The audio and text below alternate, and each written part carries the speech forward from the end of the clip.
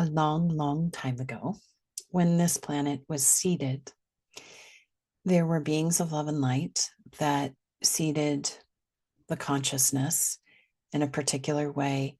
But when it got seeded by these beings from many different galaxies, there was this little attachment that those that seeded held, and projections of what they valued, and a little bit of an arrogance of thinking that they were somehow more capable than what they were potentially seeding.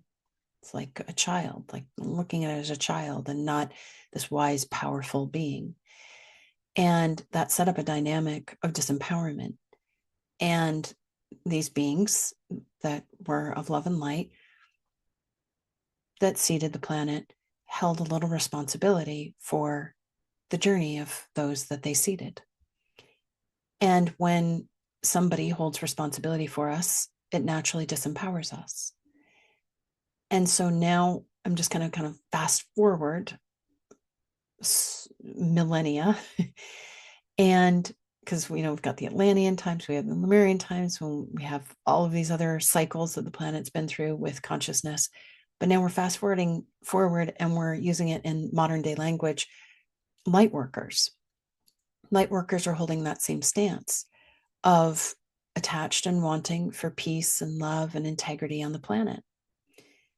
And let's just pretend that there's 5 million, 20 million, 30 million, 1 billion light workers, 7 billion light workers, 6 billion light workers, who are all, I'm not going to go that far. It's 10% of the population.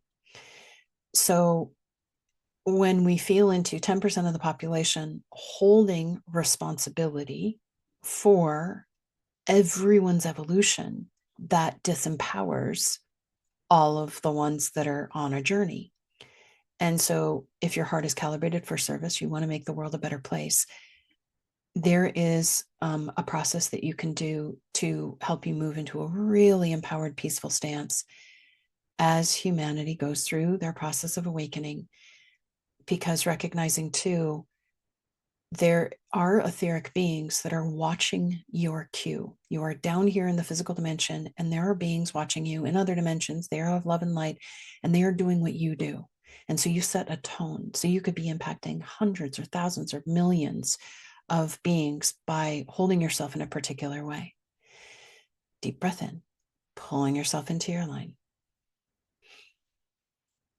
Invite your higher self, your body to assign yourself in teams, and the entire crew that is taking your cue to work with your energetic fields of guides, to lift all of your attachment off of every single being on this planet and back to your own line of light.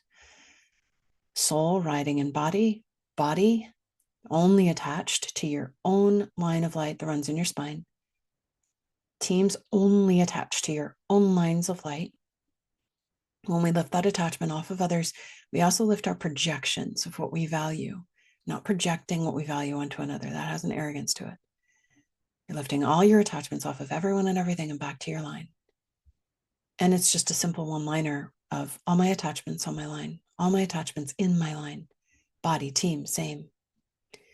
Now, as you hold those attachments in your line, now invite your higher self, body, divas, higher self, and teams to return all responsibility that you were holding for anyone's evolution, awakening process, behavior, health, safety, support, back to them at the level of their higher selves where they have the capacity to receive it, sending appropriate energetic information.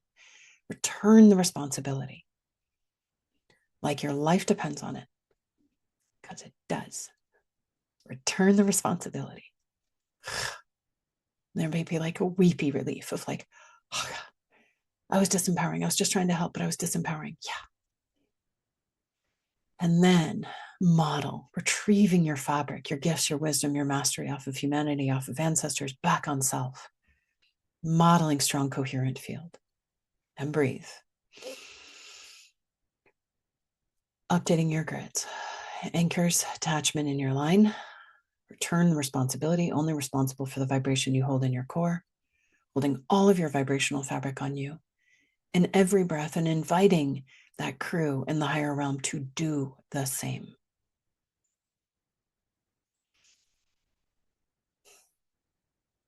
Hmm. And then you don't get pulled into the empathic highs and lows that they need to begin their process of awakening. You started your process of awakening eons ago. And then you can hold a quiet, compassionate, safe space, which is huge. That's the most healing thing we can do. Oh, deep breath in, balancing and stabilizing.